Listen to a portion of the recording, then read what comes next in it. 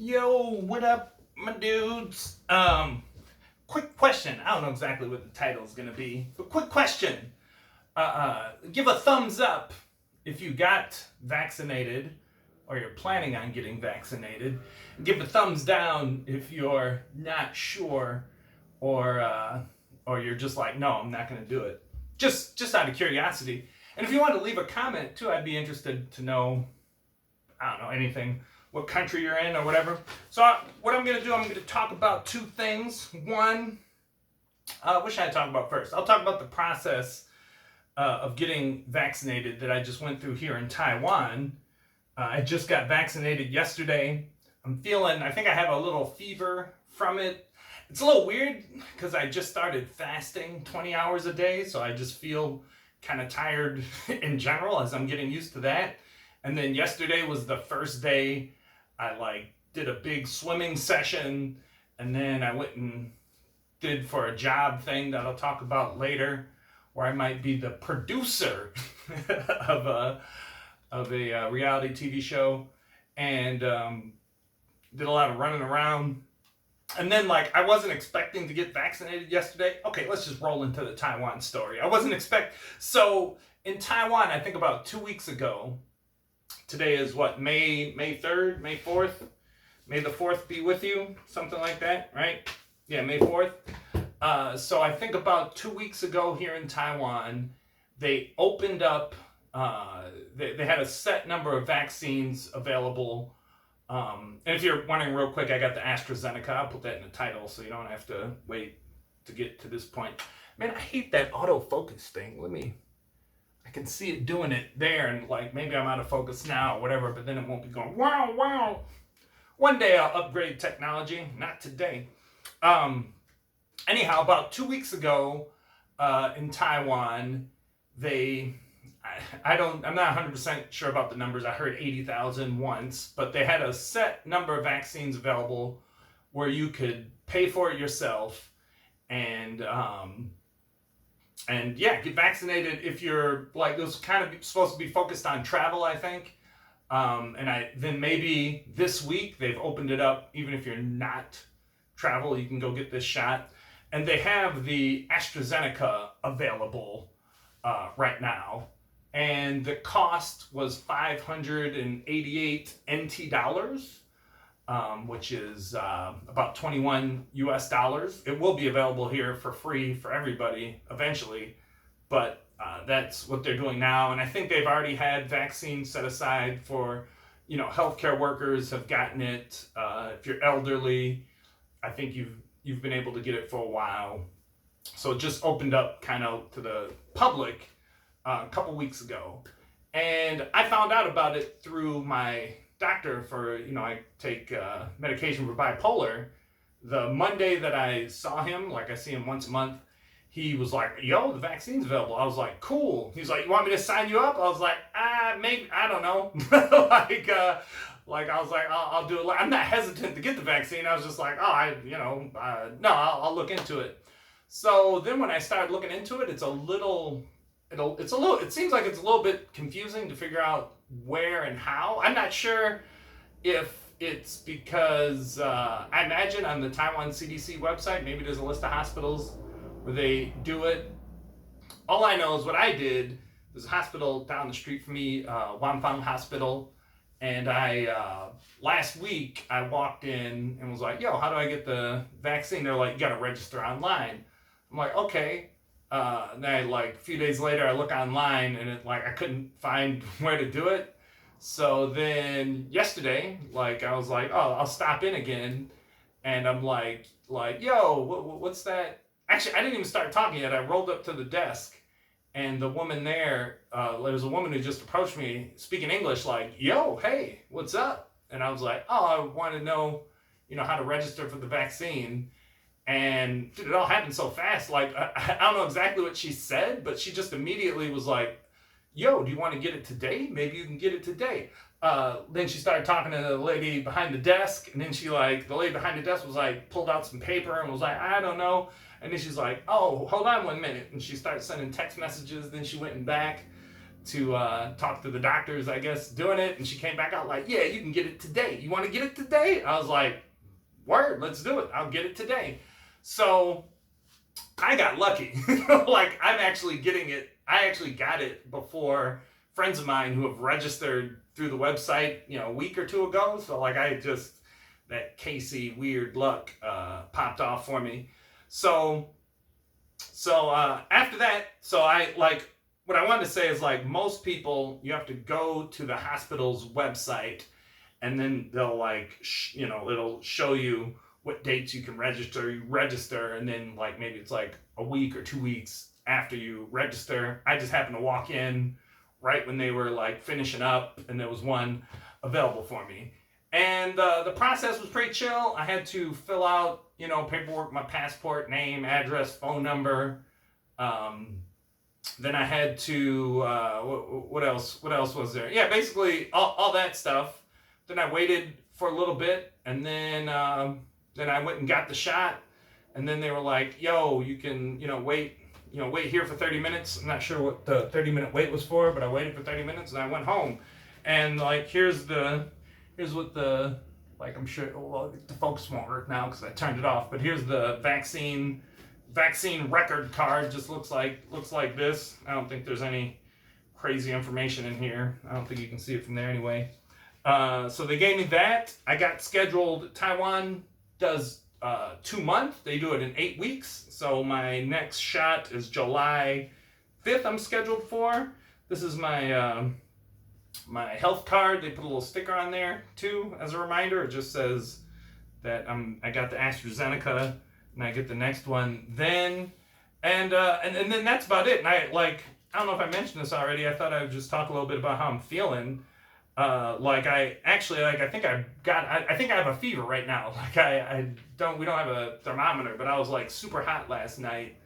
I feel pretty tired. I did mention that, because I don't know if it's just dude, I'm fasting. I worked out yesterday for the first time. I don't know. I don't know, but I'm definitely hot. I got meat sweats right now. So I probably got a temperature.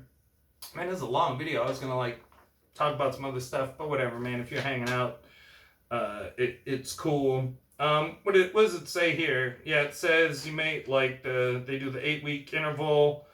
You might develop a fever, which I think I did. It has some thing down here. Frequency, 1 in 10 people will get tenderness, pain, warmth, itching, bruising, where the injection was given. Feeling tired. I feel tired, but I haven't eaten today. Generally feeling unwell, chills, fever, headache, feeling nausea, joint pain, muscle ache. So I'm fine.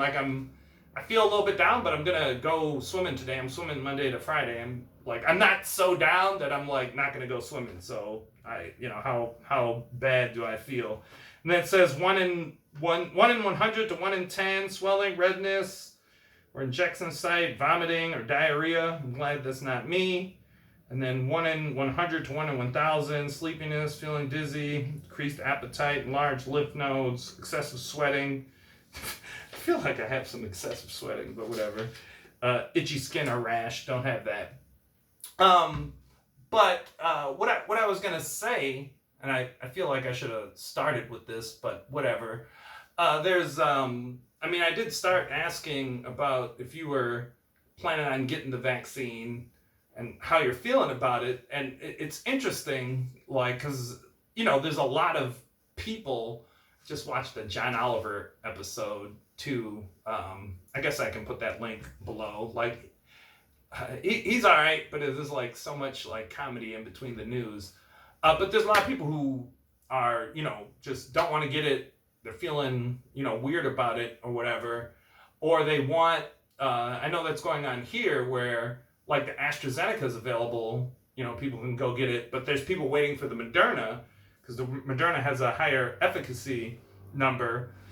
And what I was going to share is 2 Vox videos. One about efficacy, which is interesting because you get people who want I think the Pfizer, Moderna, maybe those are the 2 with 95% efficacy.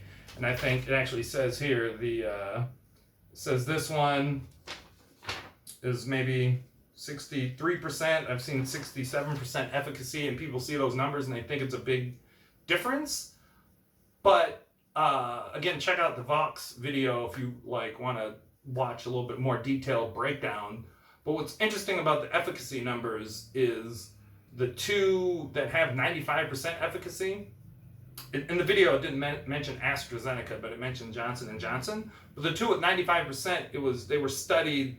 The trial was done in the U.S. during a period of time when COVID cases were at their lowest, where then the Johnson & Johnson, in the U.S., it was tested when COVID cases were at their highest. It was tested in Brazil. It was tested in South Africa. I'm sure AstraZeneca was tested throughout Europe. And I'm not sure what AstraZeneca, the clip talked about Johnson & Johnson. And it's just like one thing, is like if you're thinking about efficacy and like which vaccine you should get, the video talks about like they're all 100% effective thus far in preventing hospitalizations and deaths. So that's like important if you're thinking about which vaccine to get. The video is just basically like get the one that you can get. Like that's the best one. And then the second thing that I think is a little scary and strange is the how fast the vaccine was created. And there's a second Vox video. They're both good. Got little animations, give you a lot like real quick. But the speed, one is the mRNA thing that is a little bit weird. They break it down quickly there too. And then plus the speed, I won't lie, we are, they did a vaccine trial, but the trial is still happening. I'm a part of it. If you got vaccinated, you're a part of it too. But they did test it. And one of the reasons that it was able to happen so quickly is because a lot of this technology and a lot of these studies have happened for years. I would guess over a decade. And the reason I'm saying over a decade is I was in Taiwan when SARS happened, and SARS is a coronavirus.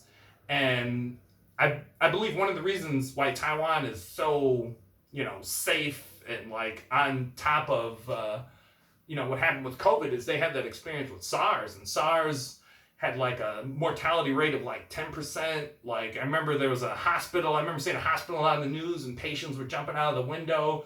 I at that time, I was a lot younger. I'm like, whatever, man, not like the flu, not that worried about it.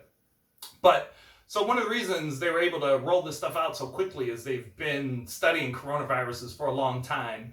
And then it's kind of interesting the way the mRNA works. The AstraZeneca is not mRNA. I guess mRNA works in a weird way where they give you a little bit of information, and then your cells take that information to make not the coronavirus, just the spike part of the virus, and then your body responds to that. And then they didn't even say this word. I have it up on my screen here. Adenovirus vaccine is what the AstraZeneca is, and I forgot what the other one is, but that's one I got.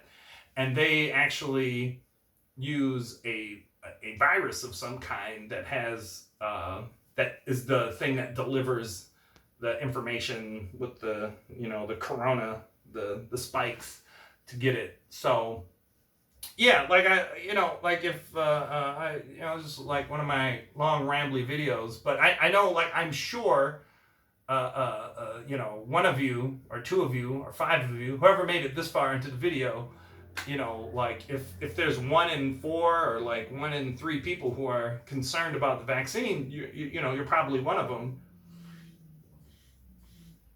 And I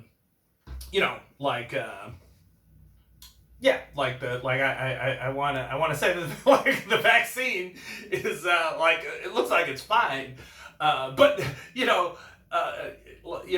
not a scientist, I got these Vox videos, but I don't know, but what I will say looks absolute is that the vaccine it's definitely better than getting coronavirus. So if you're oh, do I want to get coronavirus or the vaccine? I would say 100% you want to have the vaccine and not coronavirus. That's the first thing. And the second thing is And then this is, just conversations, like just people got to keep talking, keep learning, figuring it out. But in order for the world to get back to normal, normal, I don't know that it'll ever be what it was before all this. But for us to get anywhere near normalcy, like a lot of people are going to need to take the vaccine. A lot of people will need. I'm always wondering, like, where am I looking when I'm making these videos? I used to be real intent on like looking at the camera, like I'm looking at you. Anyway, a lot of people will need to take this vaccine in order for things to get normal, and it's going to take a long time. Like, one thing from that John Oliver video is that like the number of people daily vaccinations in the US was like steady climbing, and now it's like falling. So like they have extra vaccine and people don't want it, which is, like it's crazy. Like in the US they got too much, and you got India. Now they're kind of like so many, like it's gonna be interesting watching how this all unfolds. Like it's gonna take a long time. Let me just wrap this up, this long ass video. But it's gonna take a lot. Like I can't see the timer because of this little holder I have here. I'll try to take this off without fucking up the video. If the video stops, that's the end of it. Huh, huh, huh, huh. I got this here's my little broke ass stand, and here's the adenovirus vaccine. Oh, the thing about the AstraZeneca, what's important about it is that versus I think AstraZeneca and Johnson & Johnson are both like this, is the other two, Moderna and Pfizer, need cold storage. And that's really hard when you're looking at like rural parts of India or rural parts of Africa, or just anywhere where there isn't widespread electricity and whatever. So that's the important thing about this type of virus. The mRNA needs cold storage. But yeah, like it's gonna be real important to have conversations that encourage people to get vaccinated if the world wants to go back to normal. Anyhow, if you got any questions about the vaccine, getting vaccinated in Taiwan, how I'm feeling, I'm sweating, I'm hot, but I feel fine. I'm gonna go swimming. That's today's video. Alrighty guys, peace, love you.